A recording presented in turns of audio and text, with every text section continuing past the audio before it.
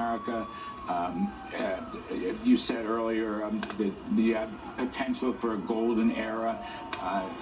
We'll see about how factually that works out.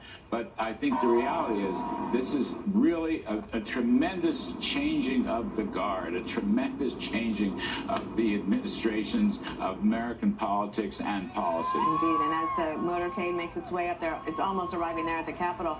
What's interesting, Trey, is that you have so many different audiences for one speech. You have your voters, the ones who voted for you and campaigned for you. You have Congress, who is going to be listening very closely. You have our adversaries, enemies.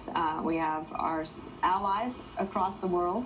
You have the military. They're going to want to know. It's a very interesting speech to put together.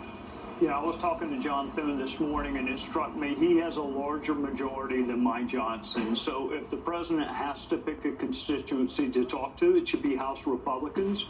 Remember, it was House Republicans that deep-sixed the repeal of the ACA, way before John McCain ever gave the thumbs down. Obamacare. Yes, it was House Republicans. So you got Thomas Massey, who's in a category by himself. It's a thin majority. If I'm the president, I say we have 2 years. I don't want to be bottled up or bottled down by your internecine fights in the House. That's my audience this morning, is them. He's got 2 years, Dana, to implement an agenda. You could argue a mandate.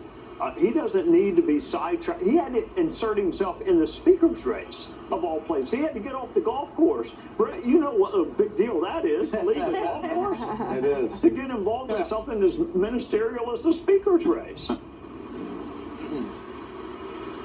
As we get closer to the moment, you can see these fences in the background. Some of that is a result of January 6th. Some of it's a result of just general security here for the inaugural in Washington, D.C. But if you're in the center part of the city, you can't go anywhere without bumping into one of these fences or hitting a concrete barrier. I mean, it's really everywhere as they take a right-hand turn and will enter the east steps of the Capitol there. Martha, a moment ago in a